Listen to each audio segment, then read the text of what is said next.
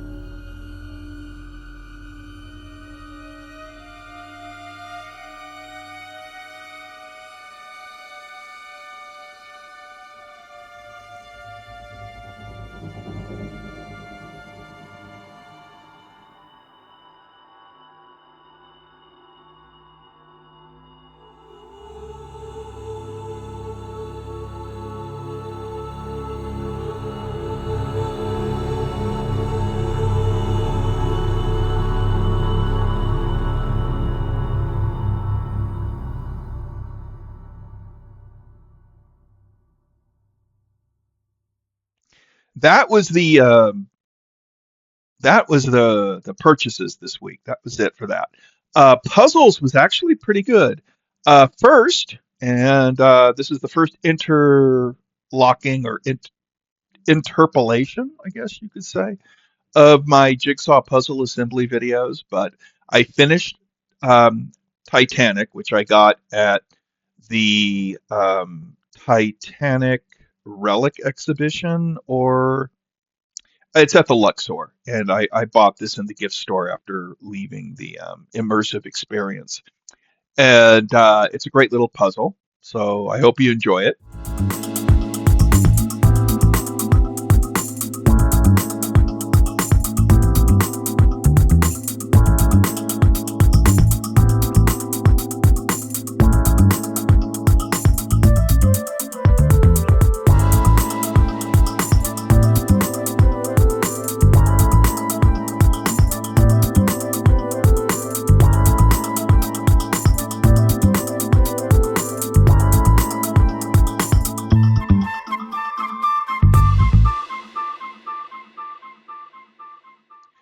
And after that, I decided to keep I do a palate cleanser, and cracked open the puzzle I bought when we went to see RuPaul's Drag Race. I think it's the Flamingo in Vegas for one of my cousin's 21st birthdays. And that's where I got to see Rex Wheeler, I think his name is, who is Lady Camden, who I've actually met and worked with in the past, which I'm still kind of gobsmacked that I'm like, wow, that is so cool. Um, I'm sure this is the same for a lot of people who know people who are like in shows or have, they're like, I've met this person. I actually, you know, had conversations with them. This is awesome. But yeah, this was a 500 piece puzzle, and I originally thought it would probably take 2 sessions to do. But Tanya put on Independence Day, and she was watching it while I was sitting there putting the puzzle together, and I just kind of got into a zone while the movie was playing, and uh, every now and then would be like quoting it, Nukem, Welcome to Earth, you know, all just you know, all this, different, plausible deniability, all the different lines. And I wound up putting together RuPaul's Drag Race in one sitting.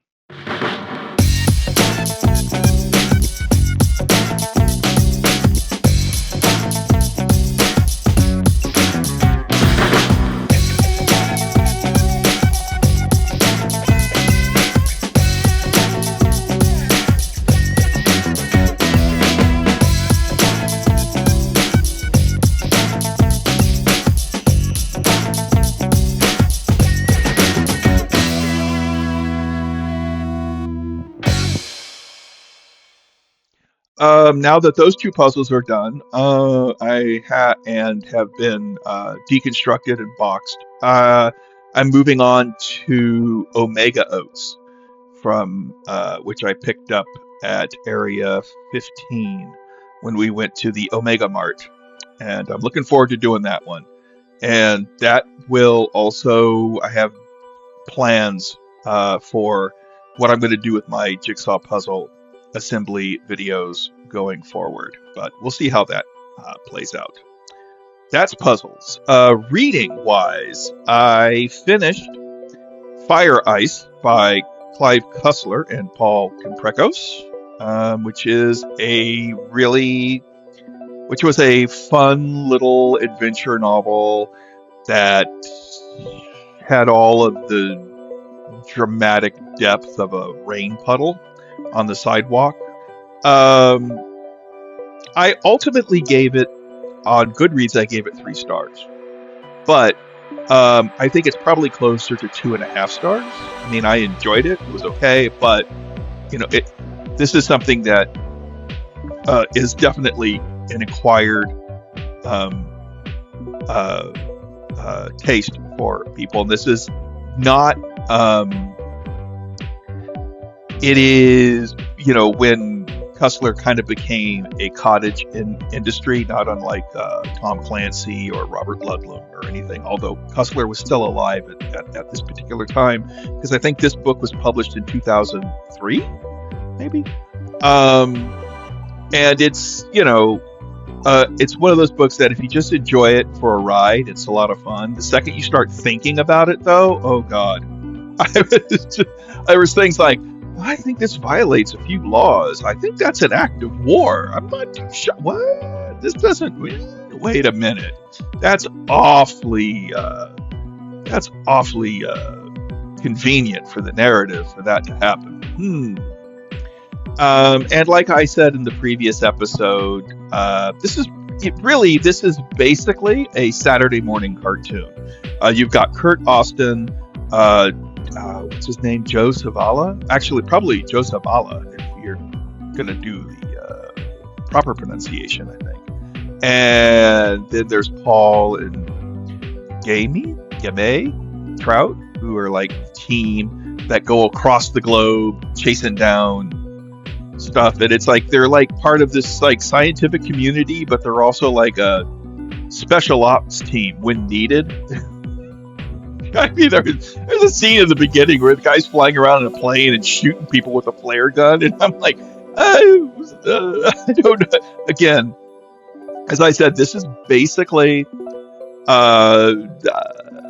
take plot-wise and feeling-wise, take the last two Roger Moore, almost said Roger Corman, Roger Moore Bond movies, Octopussy and A View to a Kill, and mash them together with Walker, Texas Ranger. I would say that I really could, this thing, when you sit down to start reading it, if you're going to read it, I would say the first thing to do is just open up YouTube, search out Canon logo, and watch the Canon Films logo, because this basically, you can see this movie starring Chuck Norris or Michael Dudikoff, and directed by like Sam Furstenberg. Steve James would have played like the buddy. I mean, and it's that kind of stuff. It was fun. I was grinning, and it just like,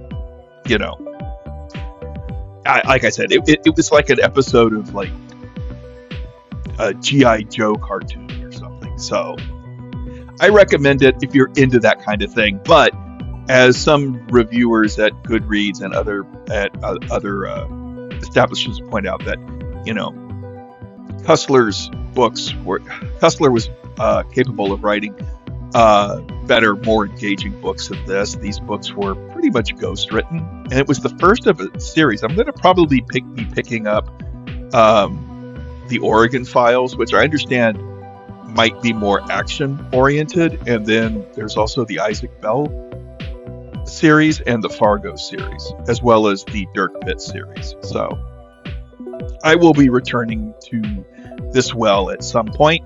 Don't know when, but I will. Also, as I stated in the previous episode, I did read the last article about in the June 1989 issue of the Twilight Zone magazine, which was the last issue of the magazine. It folded after that, which kind of surprised everybody, because there wasn't anything saying that this was it. And it was a Night Gallery Part 11 by Catherine M. Drennan and J. Michael Straczynski. And it was interesting. I liked it. Again, I have read the After Hour Tour book that was written by Skelton and Benson. Skelton and Benson. And so there's most of the stuff in there already new. And I had thought about reading the episode recaps, but ultimately I've read them enough. And the last segment that is synopsized in there, they talk about, it starts with Green Fingers and it ends with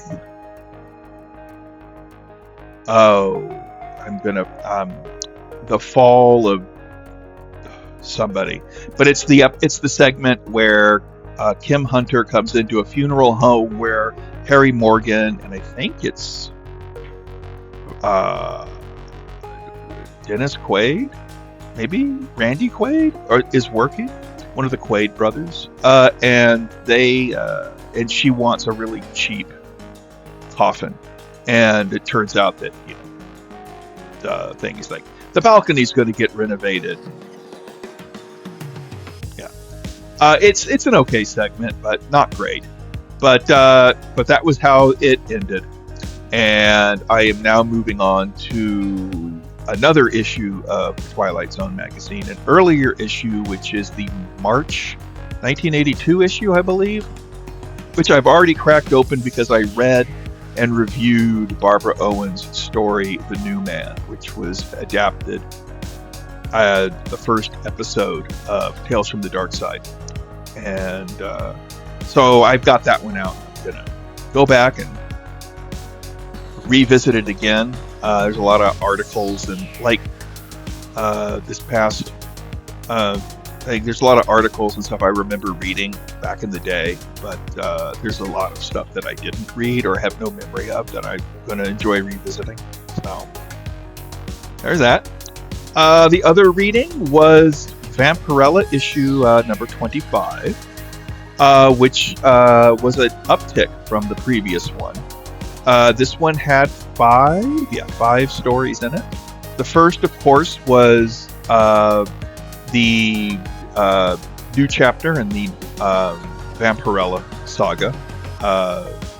This story was called What Price Love? And the previous story ended with the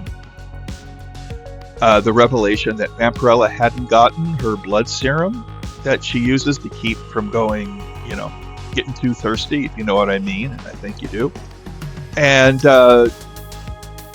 also shooting her up with, I think, a lot of cocaine. So she's like, they were probably, I don't think they knew she was a vampire or an alien, but she wakes up in a berserker bloodlust. And that was where the previous story ended, and this is where this chapter begins. And Vampirella just basically goes on a drinking spree, and it's a lot of fun. Again, it was one of those things where also I just don't really buy the dramatic underpinning, but let's face facts. We're reading this to see Vampy strut her stuff and do her vamping, both figuratively and literally. So it was fun. I do like Pendragon, and I'm interested to see where it goes from here, because again, it ends on a cliffhanger that's really interesting. So the next story was one called The Haunted Child, and it was hard for me to decide if this was meant to be funny or was it unintentionally funny. But you basically have a husband, wife, a pair of paranormal investigators that are suffering an almost apocalyptic or biblical level of bad luck, and run afoul of a haunted house, and try to do the right thing. But as most people will point out, no good deed goes unpunished. So it's a good one. But again, it was hard to tell whether it was supposed to be like darkly comic or was it serious. I couldn't tell. But I was like, talk about having a bad day. Third story is Cold Calculation, which kind of like invokes John Carpenter's The Thing, which, considering this was like 10 years before that movie, but it opens with a guy come into an isolated, snow-locked research station. I think he's taken over to be like the new cook or something. I don't know. But he's there, and it turns out that somebody believes that the base is being besieged by a Yeti. And there's something out there howling in the wind. that may not be friendly. So yeah, it's it was a solid little story. Not I did like the atmosphere and the setting, and I but it was one where I could see the twist ending coming. I'm like, oh, okay, and you really kind of just like, yeah, you know, but the art's great, and you know, again, it's like 2.5, 3 stars for it. I mean, it was fine. The fourth one is the first full color comic that has been reprinted in these archives. That I think was actually in um, the magazine. And this is a great little Nimrod, evidently, is the son of Satan, I think. I'm not too sure.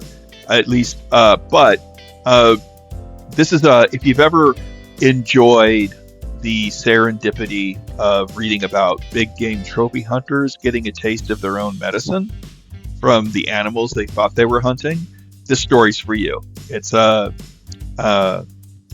pretty simple, straightforward, but like most of these magazines, the art is really great, and there's an aspect of fun to it that carries the weaker aspects along.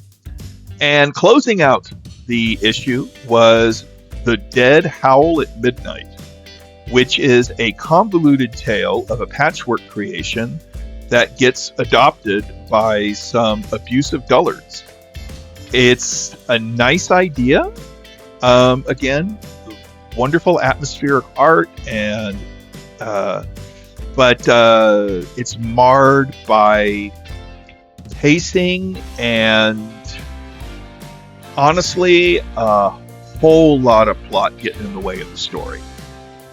And yeah, this thing could have been ironed out and smoothed out, but I did enjoy it. I thought the it kind of drags in the middle. They didn't really need to be so detailed about the abuse the kid suffers. They're like they basically treat the child that they said they were going to take care of as a servant, or but it was fine. Again, and it ended the episode. It ended the issue on a I was like, oh, that's good. Looking forward to Vampy number 26, which hopefully I'll be reading next week, but that's a subject for later in the episode. Trail camera video incoming.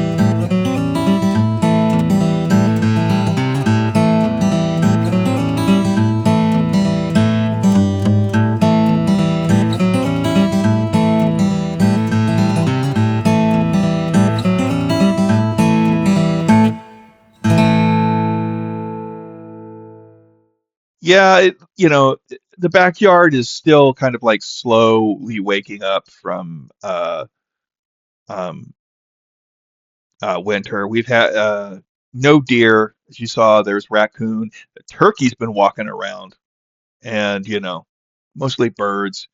But it was usually about this time last year when I noticed that they're going to start really showing up. So hopefully in the next few weeks, we'll have some more, or in the upcoming episodes, we'll have some more trail cam footage for you. But, you know, nothing wrong with a turkey and a raccoon and a scrub jay. And I don't know what is that? What was that? Was that a gopher? Was that a gopher? No. Prairie dog? It wasn't a squirrel. Maybe it was a squirrel. I don't know. It doesn't matter. Travel wise, we went to Filoli House. It is I think, oh God, it was like the theme right now is Asian and Pacific Island people. Uh, so um, there was a lot of Japanese and Vietnamese and Samoan and other or Pacific Islander and maybe some like uh, stuff of that nature on display.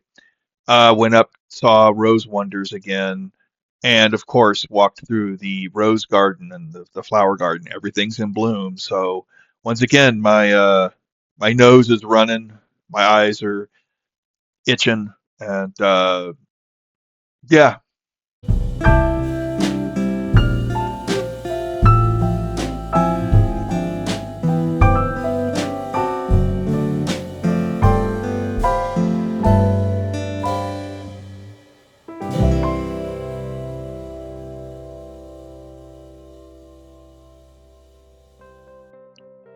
But it was a fun. It was fun.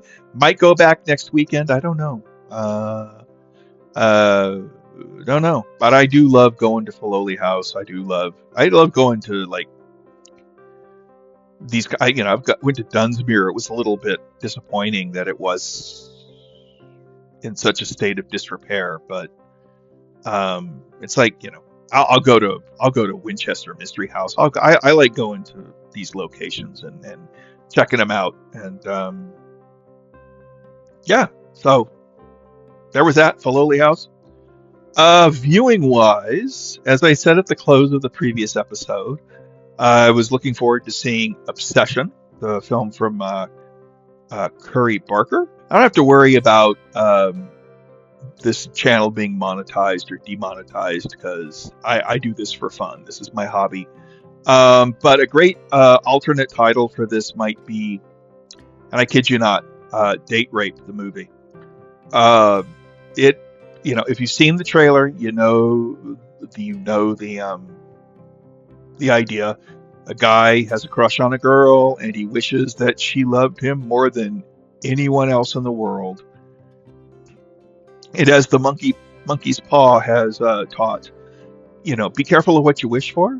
You just might get it, and he gets it good. One of the interesting things about this movie is just how deftly it handles the the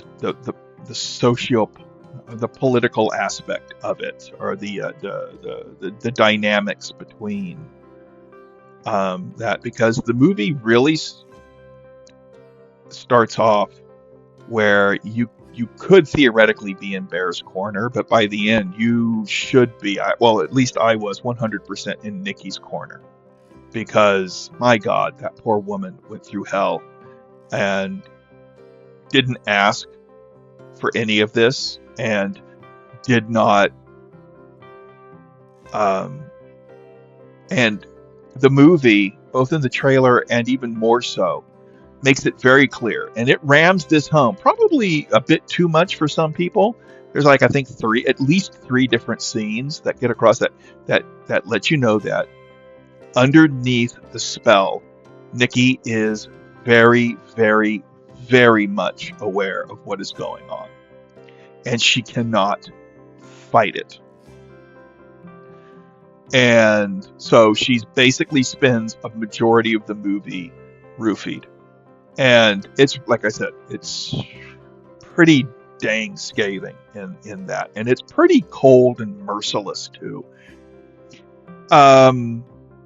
I was talking with Tanya because she does not like these kinds of movies, but I was talking with her about it after I'd seen it, and I said there was early on in the film, before the spell is cast, there was a scene which kind of like gives you the movie's mission statement, or at least it gives it like what the kind of nuances that are at play here, because Nikki is a frustrated writer. She's thinking of leaving the job to work on her book or get something, and we learn later that there may have been other mitigating circumstances, but there's like definitely during this conversation, I got the feeling she was putting out feelers to Bear about like, well, do you like me? Do you want, and Bear, for whatever reason, cannot get himself to open up to her. And I think that is also a control issue for him. And she mentions that she's writing a love story. And Bear kind of chuckles and goes, "Oh, romance." And I don't remember where it went after that. I don't think, I think Nikki kind of rolls her eyes and just reaffirms it's a love story. And I always talk with Tanya about this. I'm like, love stories and romances are different, because romances are all about the happy ending, the happily ever after, the getting married, having a rewarding and healthy relationship,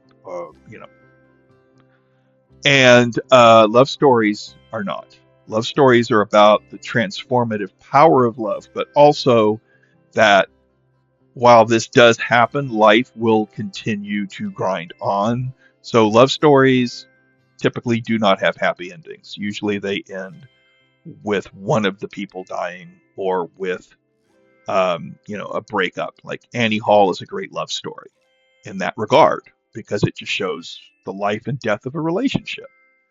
And that, better to have them than not, kind of philosophy. And I will say that, Obsession is very much a skewed funhouse mirror reflection of a love story. Although, as I said when I started this off, it's also date rape, the movie. I also got the thing where I talked with that conversation I was having with Tanya about the movie. That scene where they're talking, I'm watching and I'm just like, it's just setting my teeth on edge, because it's so clear that they're talking at each other, but not with each other. And again, this gets to control issues and other revelations that occur in the film that are really... This movie was a lot smarter and a lot more cutting and a lot more vicious than I thought going in. And I loved it. But I was shook good and hard by it. And it's a horror film, very much so, but it's the kind of horror movie that doesn't... It's not about the jump scares. It's not about, the comforting escapist catharsis. This is more of the horror that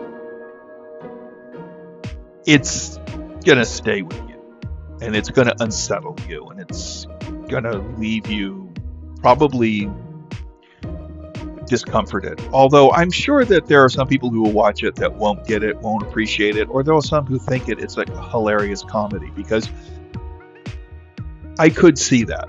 But my own life experience is very different, and I saw a lot of myself, or a lot of a younger version of me, in Bear, and I also saw a lot of myself in Nikki as well, in terms of being trapped in something that you can't escape, or feeling like you can't escape.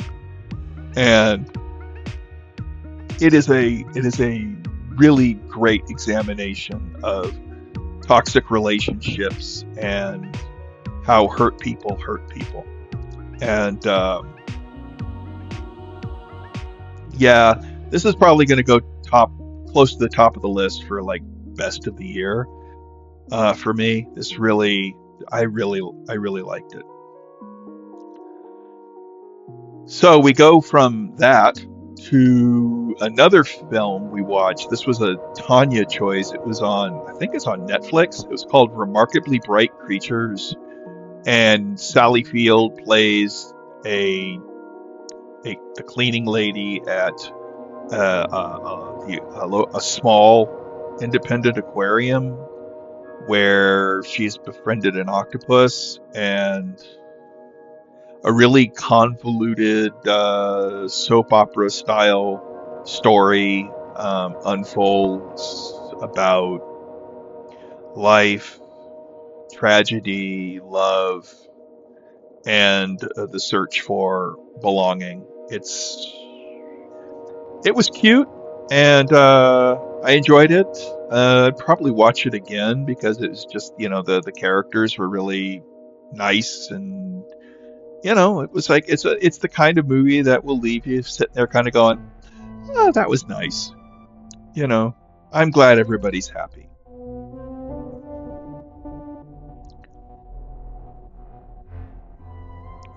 Probably a good chaser to Obsession.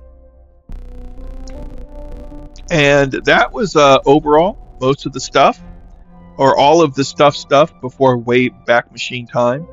So let me gather together these vintage newspaper ads from dates that are concurrent with the work week of Monday, May 18th through to Friday, May 22nd.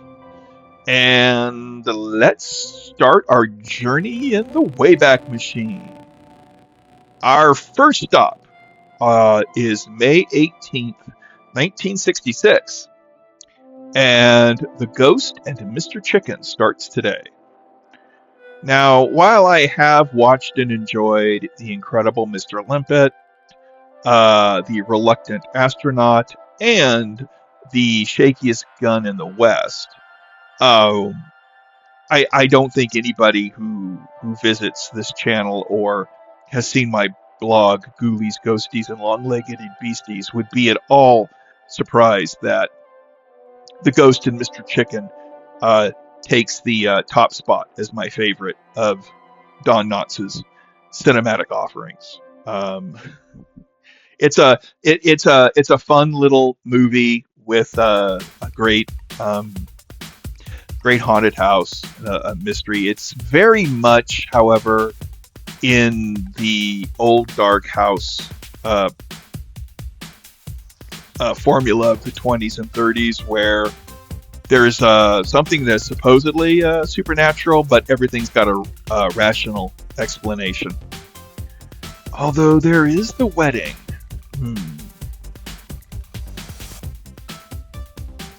The movie was directed by Alan Rafkin, who worked primarily in television and has racked up close to 1,000 credits, I think. There's a lot. And he directed numerous episodes of sitcoms that I was exposed to during my childhood, either in syndication or during their original primetime run. Which means that the work of Alan Rafkin was an unrecognized element of the pop culture miasma that I was experiencing as a child in the 70s and as a teenager in the early 80s. An incomplete list of shows that Rafkin worked on. And these are just shows that I myself have watched. So don't know about the episodes, didn't go that deep.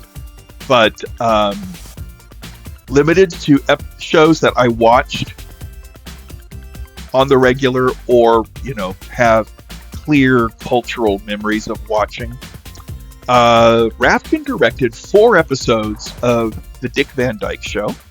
He directed 5 episodes of Gomer Pyle, USMC, 3 episodes of I Dream of Jeannie, 2 episodes of Bewitched, 27 episodes of The Andy Griffith Show, an episode of The Courtship of Eddie's Father, 6 episodes of Get Smart, 3 episodes of The Odd Couple, 9 episodes of Love American Style, 5 episodes of The New Dick Van Dyke Show, 2 episodes of Rhoda, 4 episodes of The Mary Tyler Moore Show, and 29 episodes of The Bob Newhart Show, an episode of What's Happening, 17 episodes of Sanford and Son, 2 episodes of MASH, 5 episodes of Alice, 22 episodes of Laverne and Shirley, 11 episodes of The Love Boat, and a whopping 123 episodes of One Day at a Time.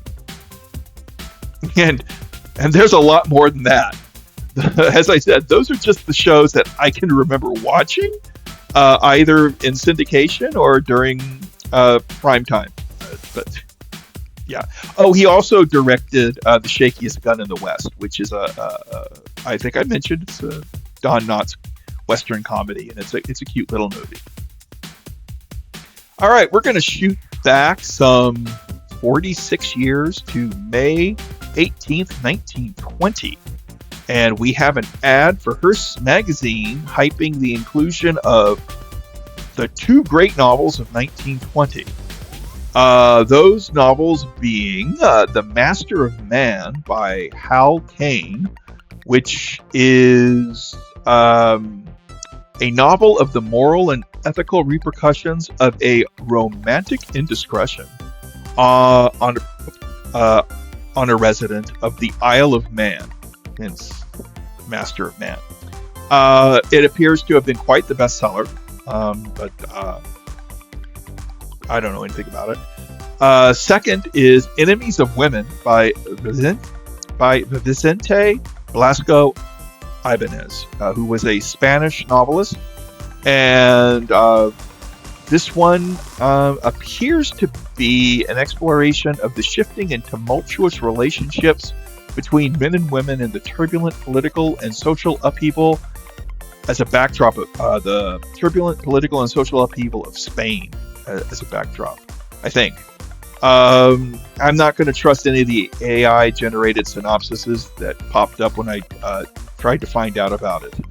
But that was most I could cover up. Although I do think Enemies of Women was, like a lot of Ibanez's work, fodder for silent films. I think there was a film of the same name that was based off the book. Also of interest to me, at least, in this issue of Hearst's are a pair of short stories by E. Phillips Oppenheimer and one by Robert W. Chambers, who's best known for writing The King in Yellow, as well as 4 true ghost stories by Conan Doyle, who I guess had a column about haunts in Hearst's. So there you go. From there, we're going to shoot forward 56 years to May 19th, 1976. And Welcome Home, Brother Charles starts today. This was the feature film debut of cult filmmaker Jama Fanaka, who would go on to make the Penitentiary trilogy that had starred Leon Isaac Kennedy. The biggest claim to fame for this particular film is a memorable moment where Brother Charles strangles a man to death using his monster-sized penis. Really. It's like it turns into this really giant snake rope thing and wraps around the guy's neck. I think it's on YouTube. I'm not too sure. I'm sure there was, or at least I'm going to give it the benefit of the doubt, and make the argument that there was some scathing social, cultural, and political statement being made at that moment. But I don't know if anybody was taking it seriously. Could it have been taken seriously? I haven't seen any of Fanaka's films, and maybe I might remedy that. I don't know if I'll ever watch Welcome Home, Brother Charles, but I might give the first Penitentiary a shot. Maybe. I don't know.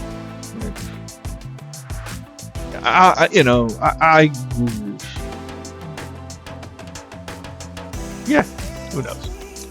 We're going to shoot back in time now, 50 years, to May 19th, 1926. And The Yarn of a Yankee Privateer, edited by Nathaniel Hawthorne, is being published. The advertisement here notes that this manuscript evidently was discovered by Hawthorne's family in a trunk of his papers or whatnot. And it appears that the author of the documents, of the documents that Hawthorne edited, appears to have been someone named Benjamin Frederick Brown. But no. But the ad makes this book sound like an exciting and harrowing read. It might be available at Project Gutenberg, or it might actually still be in print. I don't know. But The Yarn of a Yankee Privateer. Check it out if you like privateer stories. Let me know what you think. Now we're going to shoot forward some 53 years. I think I'm getting better at this math thing. I don't know. To May 20th, 1979. And an exclusive engagement of the new film Alien will commence in San Francisco on Friday. San Francisco got this exclusive early engagement. Meanwhile, in the East Bay, I was suffering horribly, waiting what felt like an eternity for the movie to open in theaters near me. It did open in June, and I think I actually wound up seeing it, in mid-July. It was my birthday movie for 1979. I don't know. But it was worth the wait. I will say this.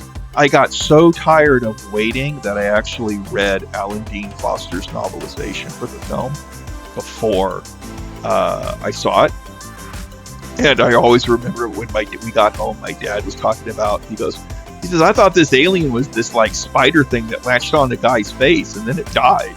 But then it was just going to be about the people on the spaceship, And then the guy started getting sick at the dinner table, and I see Chad tense up, and I'm like, uh-oh, something's going to happen. And something did happen. Cinema history.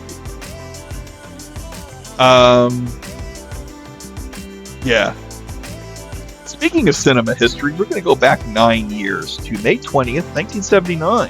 And we have an exclusive Contra Costa County engagement of Airport starting Friday. Yes, the first in the series of disaster movies, the movie that pretty much launched the disaster craze. I think the Poseidon Adventure kind of like was the movie that everybody kind of remembers, but I don't think the Poseidon Adventure would have existed if it hadn't been for the success of Airport, or it wouldn't have kind of gotten the boost.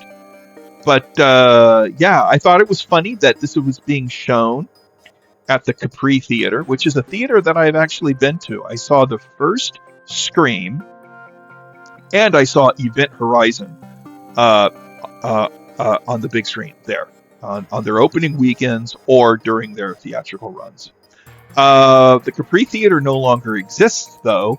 The location is now something called the Harvest Church or some such thing. It used to be, they used to have all of their stuff in the movie theater, and then they got remodeled, and now it's a church. As far as airport movies go, the only one that I would see on the big screen would be Airport 1975, and which I saw at the Alameda South Shore, or it might have been the Showcase at that time, but that's where I saw it. But I do think my favorite of the series might be Airport 77. Maybe. And that's probably because it has Christopher Lee, Darren McGavin, and Robert Foxworth in it. And I knew those guys, well, Christopher Lee because he was in every horror movie made from 1957 through to 1977. Darren McGavin because he was Carl Kolchak. And Robert Foxworth because he was in Damien Omen 2 and Prophecy. So, but more on that at another time. I haven't read the source material. Arthur Haley.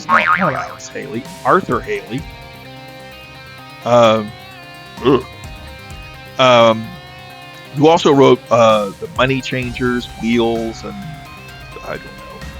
But I don't know if I ever will read it. It's a big gazillion page doorstopper, and I suspect that the movie is a dramatization of the most interesting part of the book, but who knows? Stranger things have happened, but also more banal things have happened as well.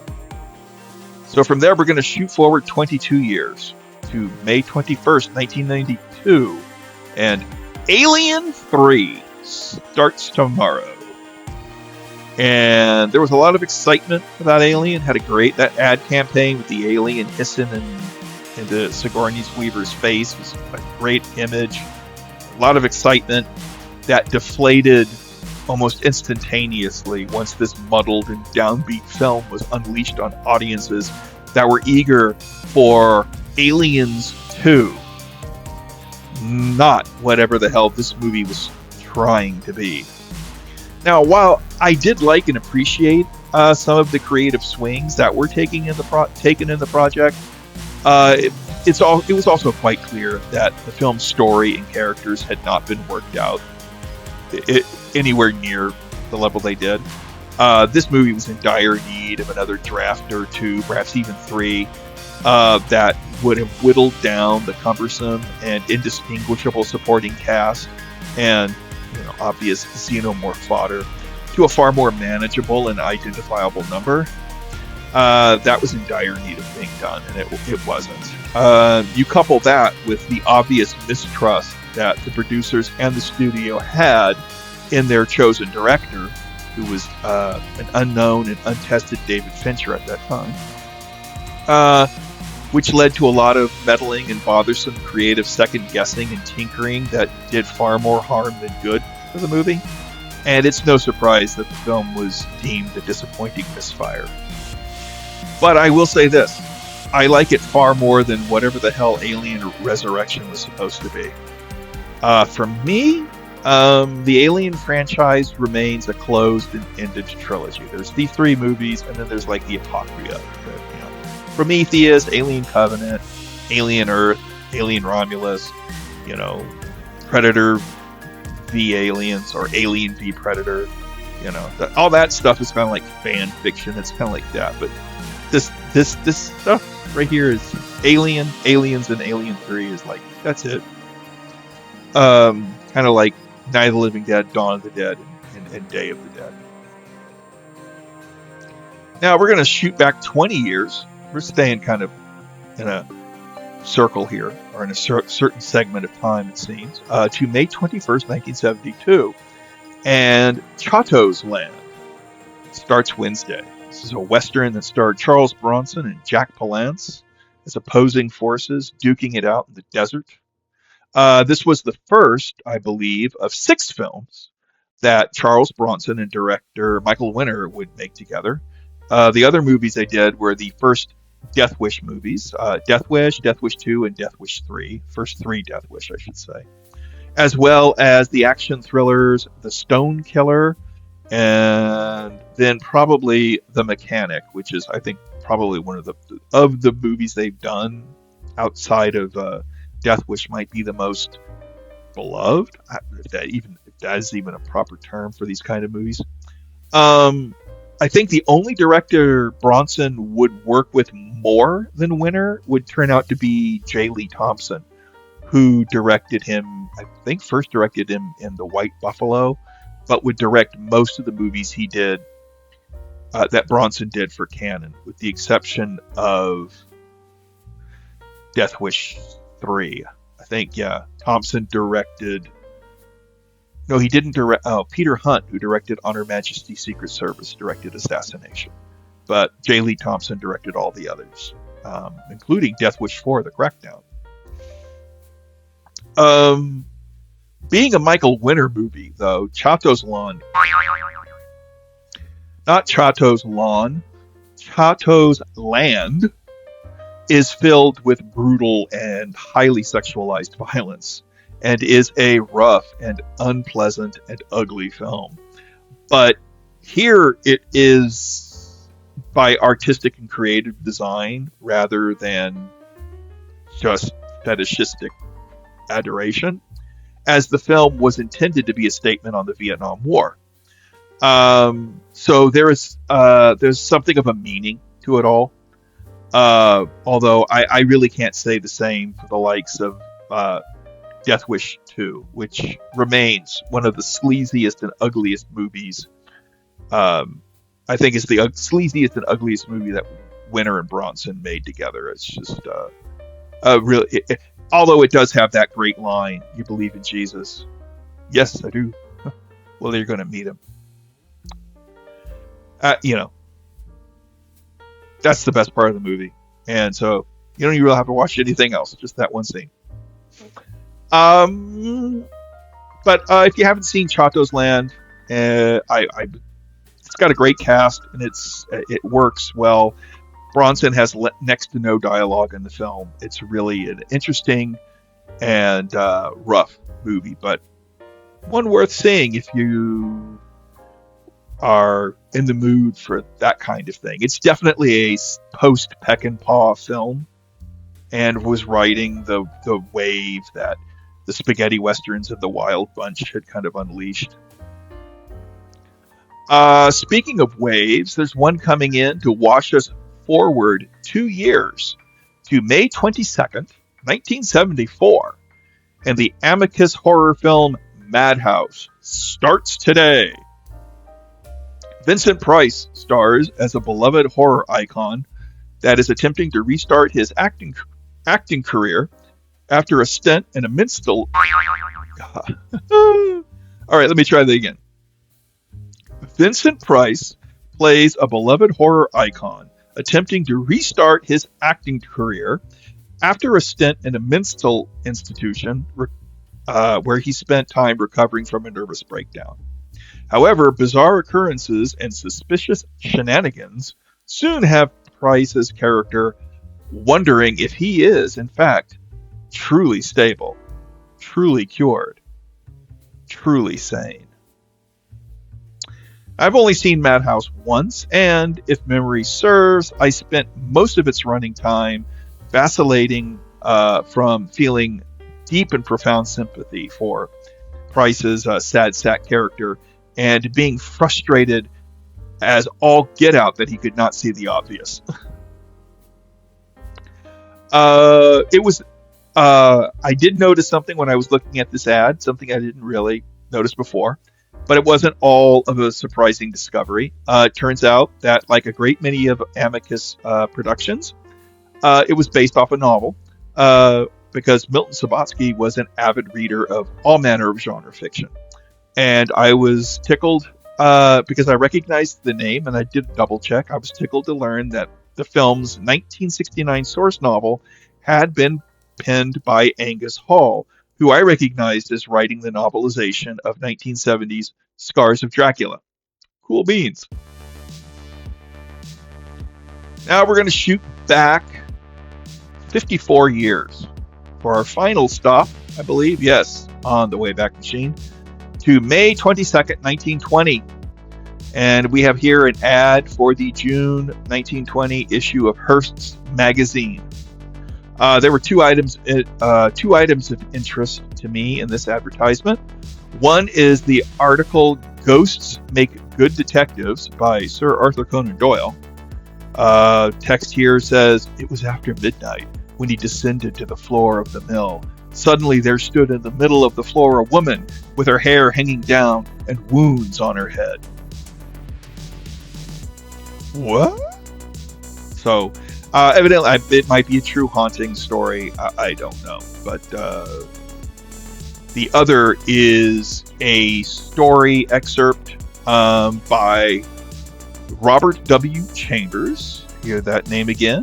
Prolific author, best known for his anthology, The King in Yellow. The quoted text here says, "Against the bare wall stood Tressa, both arms extended, her hands flat against the plaster, and each hand transfixed and pinned against the wall by a knife. Kneeling at her feet was Senang, Slayer of Souls." Yes, the Slayer of Souls appears to have been one of Chambers' infrequent dalliances in the arena of weird or supernatural fiction, and much like The King in Yellow, seems to have had an influence on Lovecraft. So I most likely will be hunting down a copy of this to read. I think it's on Project Gutenberg, but Starkhouse Press also has a reprint of it that I might just drop some coin and to read. Hopefully before my 70th birthday, which is still a tad over a decade away from now, but still, it's a whole lot closer than it used to be. Yikes. And there we have it. The Wayback Machine ride is ended, and the pile of stuff I've discussed has been packed and stacked, which means it's time for me to move on and get started on next week. Plans are the next book on deck is going to be the second book in the Dave versus the Monsters trilogy by John Birmingham called Resistance. I'm looking forward to starting that. I enjoyed the first book, so hopefully that one will be fun. Also, Tanya and I are going to go see The Mandalorian and Grogu on, I believe, Friday night. I think that's when we got our tickets. And I might go solo for Passenger, the new horror movie that's opening this weekend, which revolves around some drivers that get harassed by a spirit of some sort. It's kind of like, Smile in a car. So, I don't know. I might go see it, I might not. I haven't decided yet. But also, time to start prepping for Monsterpalooza, which is weekend after next, down in Pasadena, which is where I'll be for Monsterpalooza. So, until then, let's all try and have some fun, shall we? Bye!